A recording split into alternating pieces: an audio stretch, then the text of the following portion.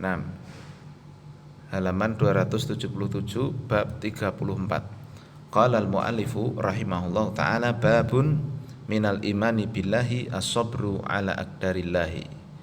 Bab termasuk keimanan kepada Allah adalah sabar terhadap takdir Allah. Yang dimaksud dengan iman dilihat al-imanu fil lughah at-tasdiq, yaitu membenarkan. Alladzi ma'ahu i'timanun lil mukhbiri wa fi syar'i nutqun bil lisan wa i'tiqadun bil qalbi amalun bil jawarih. Sedangkan makna iman itu secara bahasa artinya membenarkan, ya, yang disertai dengan rasa percaya kepada yang memberikan kabar, membenarkan kabar dari yang memberi kabar itu disertai dengan rasa kepercayaan kepadanya. Ini iman secara bahasa. Dan secara syar'i iman itu terdiri dari 3 anggota badan yang harus kita ikutkan. Yang pertama, ya, nutqun bil lisan, mengucapkan dengan lisan, wa i'tiqadun bil qalb, yakin dengan hati, wa amalun bil jawarih, dan melakukan, ya, beramal dengan anggota badan. Nah, bab ini akan berisi tentang, ya, sabar itu termasuk dalam keimanan terhadap Allah. Sabar fil lughah, lihat, maknanya adalah al-habsu wal kaffu. Secara bahasa maknanya adalah menahan. Menahan. Wa syar'an, dan secara syar'i makna dari sabar itu adalah habsun nafsi anil jaza'i wal lisani anit tasyakki was-sukhti wal jawarihi an latmil khududi wasyakil juyubi. Nah, sabar itu juga harus memakai 3 anggota badan kita, pakai hati, pakai lisan, dan juga pakai anggota badan. Yang mana definisi sabar itu kata Syekh Fauzan di sini adalah menahan jiwa dari marah, ya, dari berkeluh kesah, dan menahan lisannya dari tasyaki, dari berkeluh kesah dan marah. Wal jawarih, serta menahan anggota badannya dari memukul pipi dan merobek baju, merobek kerah baju. Ya, jadi dari sini kita dapati bahwasanya sabar itu merupakan buah dari keimanan. Di mana iman tadi itu harus terwujud dalam hati, lisan, dan anggota badan. Nah, sabar itu ternyata juga terkait dengan 3 perkara itu, dengan hatinya, dengan lisannya, dan dengan anggota badannya. Nah, di bab ini Syekh Muhammad bin Abdul Wahab ingin menyampaikan bahwa termasuk keimanan terhadap Allah adalah sabar terhadap takdir-takdir Allah Ta'ala. Dipahami, ya? Nah, kita baca kenapa kemudian bab ini diangkat, ya. Munasabatul bab li kitab tauhid, aradal musannifu bihadzal bab bayana wujubi sabri alal aqdari wa tahrimi tasakhuti minha. Penulis ingin menjelaskan di bab ini wajibnya sabar terhadap takdir dan haramnya marah atas takdir Allah itu. Li'anna dzalika yunafi kamalat tauhid. Nah, kasih garis bawah ini intinya. Karena marah terhadap takdir itu menafikan kesempurnaan tauhid. Paham, ya? Ya, jadi marah terhadap takdir itu menunjukkan tauhidnya tidak beres, begitu. Ya. Baik, kita baca dalil yang pertama di bab ini. Wa qaulillahi ta'ala wa may yu'min billahi yahdi qalbah. Dan siapa yang beriman pada Allah yahdi qalbah. Lihat artinya, wa may yu'min billah fayataqidu annal musibata biqada'ihi wa qadarihi wa yastarji'u indaha. Seorang meyakini bahwa musibah itu semuanya terjadi dengan ketentuan dan takdir Allah, sehingga dia kembali kepada Allah ketika adanya musibah tersebut. Maka jika ada orang tertimpa musibah kemudian dia meyakini itu semua dari Allah, yahdi qalbah, lisabri 'alaiha, maka Allah akan beri petunjuk hatinya untuk sabar terhadap takdir tersebut. Qala Alqamah, berkata Alqamah. Siapa Alqamah? Alqamah adalah huwa Alqamah bin Qais ibni Abdillah ibni Alqamah, wulida fi hayatin Nabi sallallahu alaihi wasallam wa huwa min kibarit tabi'in wa ulamaihim wa thiqatihim, mata ba'da sittina minal hijrah. Alqamah adalah Alqamah bin Qais bin Abdillah ibni Alqamah. Beliau lahir ketika Nabi masih hidup, di masa hidupnya Nabi. Beliau termasuk salah seorang dari kibarut tabi'in dan ulamanya, dan orang yang thiqah, ya, yang terpercaya. Beliau meninggal ba'da sittina minal hijrah, setelah tahun 60 Hijriah. Jadi Alqamah ini lahir di zamannya Nabi, maka beliau ini adalah tabi'in, ya. Nah, Alqamah mengatakan terkait dengan ayat ini, huwar rajulu tusibul musibah. Ayat ini berbicara tentang seorang yang tertimpa musibah, faya'lamu annaha min indillah, maka dia tahu bahwa musibah itu datangnya dari Allah, fayardha wa yusallim, sehingga dia ridha dan dia berserah diri terhadap ketentuan Allah tersebut, ya. Nah, ini disebutkan oleh Syekh Fauzan di bawah, hadza tafsirun lil imanil madhkuri fil ayah. Ini merupakan tafsir dari kalimat iman yang ada di dalam ayat ini. Wa may yu'min billah, siapa yang beriman pada Allah, ya, maksudnya adalah orang yang ketika tertimpa musibah dia sadar bahwa musibah itu dari takdir Allah, ya, paham ya. Namun memang, ya, disebutkan oleh para ulama, takdir Allah itu kan, ya, ada dua secara umum, yang menggembirakan dan yang menyedihkan, ya, muklimah. Kalau takdirnya itu mengembirakan, banyak orang yang senang. Namun saking senangnya banyak yang lalai, ya, ditakdirkan kaya itu kan takdir bagus itu, ya kan, tapi banyak yang lalai. Namun sebaliknya, takdir Allah yang dalam tanda kutipnya susah. Nah, ini ternyata justru banyak orang yang lulus ujian ketika dapat takdir susah, tetapi ternyata yaitu menyedihkan takdir susah itu, ya. Nah, maka di sini kita diingatkan, ya, bahwa semua baik maupun buruk, suka maupun duka itu semua datang dari Allah Ta'ala. Maka menyikapinya seharusnya sama, paham? Ya. Nah, itulah sulitnya.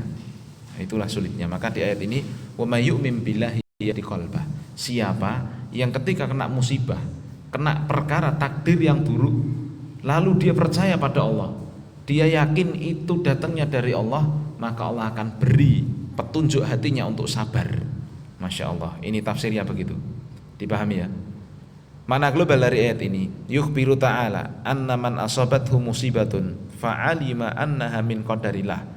Allah mengabarkan bahwa siapa yang tertimpa musibah, lalu dia tahu bahwa itu musibah itu adalah takdir dari Allah, fasabara wahtasaba, sehingga dia bersabar dan dia mengharap pahala dari Allah, wastaslama liqadaillah, dan dia berserah diri terhadap ketentuan Allah tersebut, hadallahu qalbahu, maka Allah akan memberi petunjuk pada hatinya, wa awadahu amma fatahu minad dunya hudan fi qalbihi wa yaqinan shadiqan, lalu Allah akan ganti untuknya apa yang dia hilang, apa yang dia kehilangan dari urusan dunianya itu. Allah akan ganti dengan petunjuk di dalam hatinya, ya, keyakinan yang benar dan keimanan yang benar. Waqad yukhlifu alaihi ma ukhidha minhu, ya, au khairan minhu, dan sungguh pasti Allah akan mengganti untuknya apa yang telah Allah ambil darinya, atau Allah ganti dengan yang lebih baik darinya. Ya, maka kita ingat, ya, di dalam hadis yang lain bahwa Nabi SAW menyebutkan Man yuridillahu bi khairan yusib minhu. Siapa yang Allah kehendaki kebaikan baginya, Allah akan uji dia. Masya Allah. Ya, jadi ujian bagi orang yang beriman itu akan diterima sebagai takdir Allah, sebagai benar-benar bahan untuknya untuk naik derajat menjadi orang yang lulus ujian Allah Subhanahu wa taala tersebut. Ya, tetapi bagi orang yang tidak beriman, ya ujian akan diterimanya sebagai bentuk azab. Nah, keterkaitan ayat ini dengan bab anna fiha dalilan ala fadilati sabri ala aqdarilahil mu'limati. Nah, ini kata Syekh Hafizahullah taala bahwa di dalam ayat ini ada dalil akan keutamaan sabar atas takdir Allah dalam perkara takdir yang menyedihkan, mu'limah, takdir yang tidak enak. Nah, faedah yang kita bisa petik yang pertama, fadilatus sabri ala aqdarillahil mu'limati kal masaib. Utamanya sabar atas takdir Allah yang mu'limah, yang menyakitkan, ya, seperti musibah-musibah. Ya. Nah, kemudian yang kedua, annal a'mala min musammal iman, bahwa amalan itu termasuk dalam penamaan iman. Jadi amal itu tidak boleh dinafikan dari keimanan. Maka kalau ada orang amalannya jelek, ya, berarti imannya pun jelek, begitu.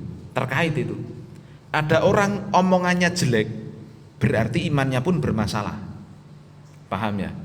Karena sekali lagi iman itu terkait dengan hati, ucapan dan anggota badan. Maka sebaliknya kalau ada orang ucapannya baik, perbuatannya baik, nah harapannya itu adalah imannya sedang baik, begitu. Terkait jadi. Kemudian yang ketiga, anna sabra sababun li hidayatil qalbi, bahwa sabar itu merupakan sebab diberi petunjuknya hati manusia. Yang keempat, annal hidayata min thawabis sabir, bahwa petunjuk itu merupakan bentuk pahala atau balasan bagi orang yang sabar. Nah, kita pindah ke dalil yang berikutnya.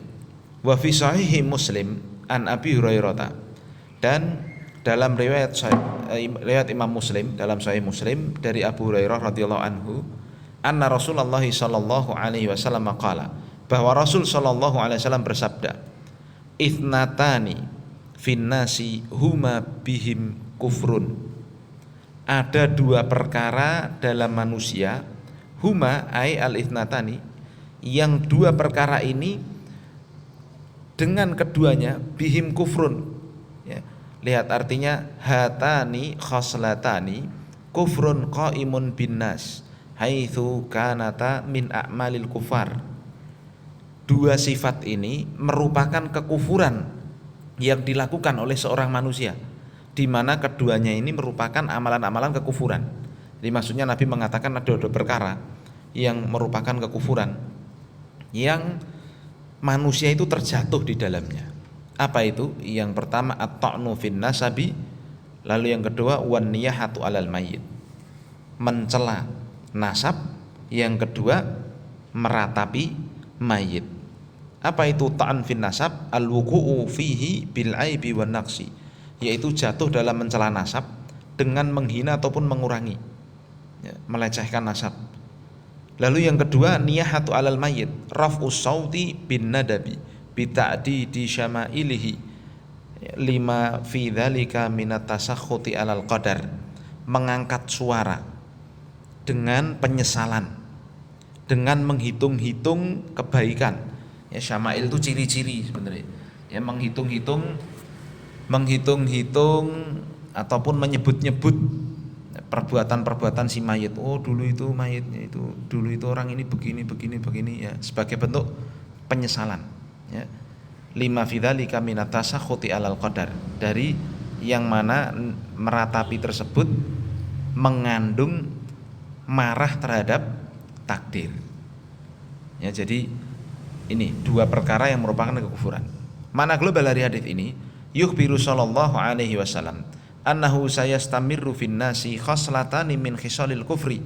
Nabi mengabarkan bahwa akan terus berlangsung pada manusia itu dua sifat yang merupakan sifat kekufuran. La yaslamu minhuma illa man sallamahullah, yang tidak akan selamat dari keduanya itu kecuali yang Allah selamatkan. Apa dua perkara itu? Yang pertama aibul ansabi wa tanaqusuha, yaitu mencela nasab atau merendahkannya. Yang kedua raf'u sauti indal musibati tasakhutan alal qadar, mengangkat suara meratapi mayit, ya, meraung-raung ketika tertimpa musibah sebagai bentuk mencela atau marah terhadap takdir. Masya Allah. Lakin laisa man qama bihi syu'batun min syu'abil kufri yakunu kafiran al kufral mukhrija minal millah. Akan tapi lihat, bukanlah orang yang melakukan perbuatan, ya, dua perbuatan ini merupakan orang yang kufur dengan kekafiran yang mengeluarkan dari Islam, bukan. Hatta yakuma bi haqiqatul kufri, sehingga dia dikatakan benar-benar kafir, bukan. Tapi di sini adalah yang dimaksud, ya, kekufuran di sini adalah dia melakukan dosa yang sangat besar, ya, dosa yang sangat besar. Taib, keterkaitan hadis dengan bab anna fihi dalilan ala tahrimin niyahah, bahwa dalam hadis ini jelas sekali adanya pengharaman niyahah, lima fihi minat tasakhuti alal qadari wa adami sabri, yang mana niyahah meratapi mayit, ya, meratapi lo, ya, bukan menangisi. Bedakan antara meratapi dan menangisi. Kalau menangis, Nabi SAW pun ketika istri beliau Khadijah meninggal, beliau menangis. Ya, ketika anaknya meninggal Ibrahim, beliau menangis sampai ditanyakan oleh sahabat, ya Rasul, kenapa kok sampai meneteskan air mata? Ya, maka Nabi menyebutkan ini adalah kasih sayang. Ya, nah beda antara menangis dengan meratap. Nah yang kita bahas itu meratap. Apa meratap itu? Dia itu menangis meraung-raung yang menunjukkan kemarahan dia terhadap takdir itu, dan menunjukkan adami sabr, dia itu tidak sabar dengan takdir yang sedang ia hadapi. Bisa dipahami, ya. Nah, jadi jangan ditafsirkan kemudian kalau misalkan ada orang yang disayangi meninggal lalu menangis itu meratap, pasti meratap, bukan. Ya, beda. Ya, bedakan. Menangis boleh, tapi meratapi tidak boleh. Paham, ya? Faedah dari hadis ini yang pertama tahrimun niyahah, haramnya niyahah, wa annaha min khisalil kufri wa minal kabair, dan niyahah ini termasuk sifat, ya, ciri-ciri kekufuran. Dua, wujubus sabri, dan niyahah termasuk dosa besar, ya, termasuk dosa besar, ya, bahkan di dalam hadis yang lain, ya, dilaknat oleh Rasul sallallahu alaihi wasallam. Dua, wajibnya sabar, li'annahu idza hurimatin niyahatu dalla ala wujubi dhiddiha wa huwa sabr. Karena jika di dalam hadis ini diharamkan niyahah, maka sekaligus hadis ini menunjukkan wajibnya kebalikan dari niyahah itu, yaitu sabar. Ketiga, anna minal kufri ma la yanqulu min anil millah, ada kekufuran yang tidak mengeluarkan pelakunya dari agama, yang disebut, ya, oleh istilahnya Ibnu Abbas kufrun duna kufrin, kekufuran yang tidak mengeluarkan pelakunya dari kekafiran, dari keislaman. Ya. 4, tahrimut ta'ni fil ansabi wa tanaqusiha, haramnya mencela nasab atau menghinakan nasab. Ya, ini haram secara mutlak. Ya, selesai hadis ini.